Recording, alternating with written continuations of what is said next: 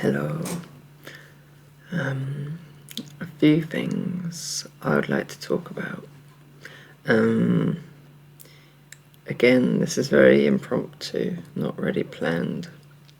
Although yesterday I thought about doing a vlog about the mind.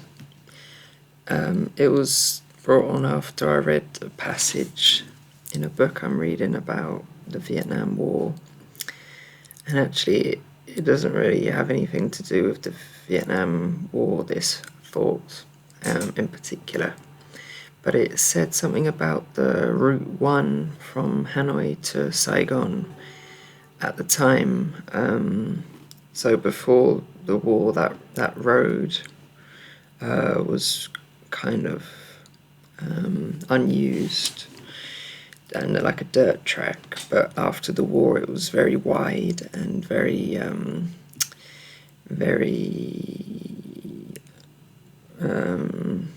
what's the word, efficient at moving, I guess, people from city to city, mainly soldiers.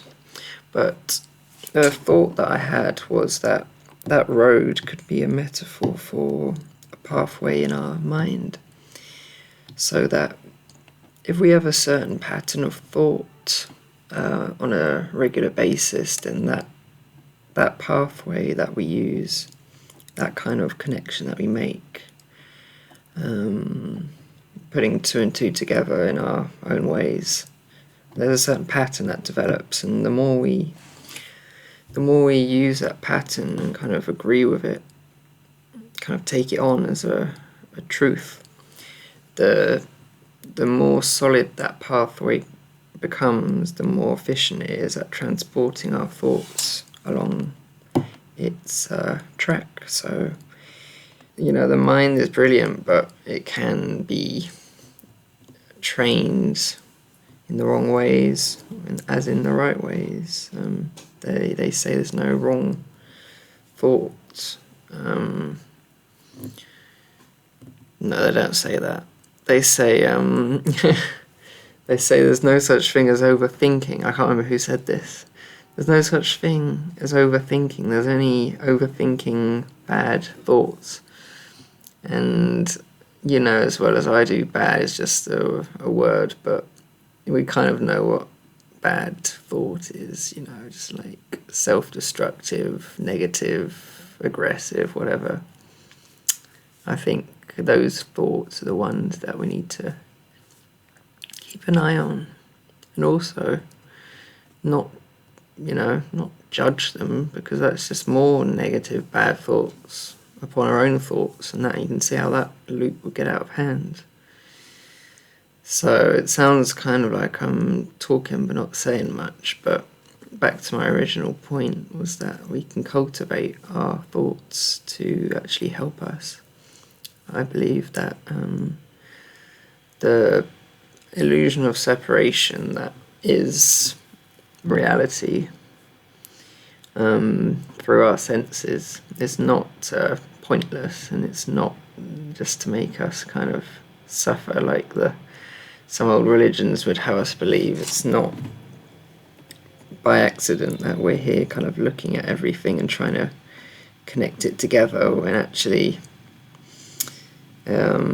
it's all got its own place and time, and the place and time is always in sync, everything in sync with each other.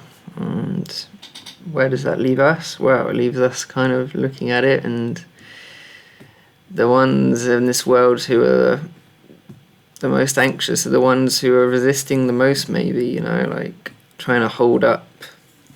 It's like, I remember that painting, is it the French Revolution, I think, where they're trying to like hold up the flag. There's lots of people like supporting it. But the way I see it, like trying to control your life, or trying to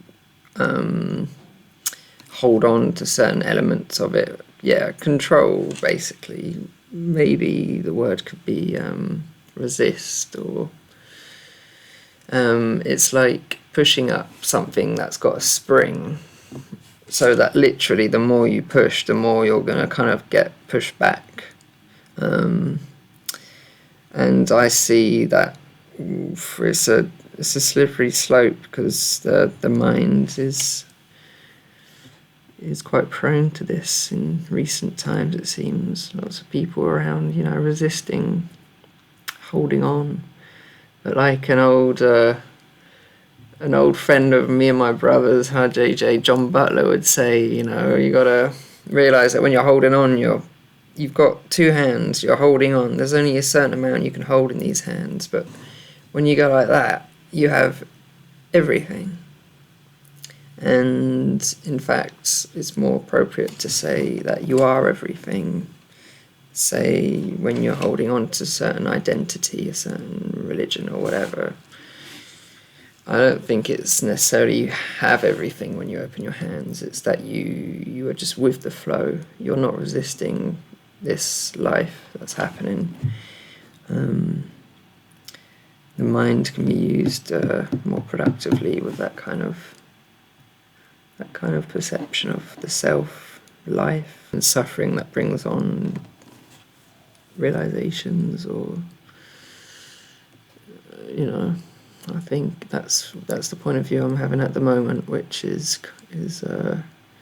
take it or leave it, like saying that everything happens for a reason, everything's connected and all that. It's just how I've been thinking the last few years, and appreciating the illusion of separation could be a good help, because at times I've been like, if everything's one, why does it seem so separate? Why are people hating on each other? Why the suffering? And I think it is to bring us towards the kind of realization that everything is a game, that the one is playing with itself through us, through everything, the universe. So this has been a bit of a ramble, but I've enjoyed sharing it. So I hope you're well wherever you are and whatever you're doing, and all my love to you.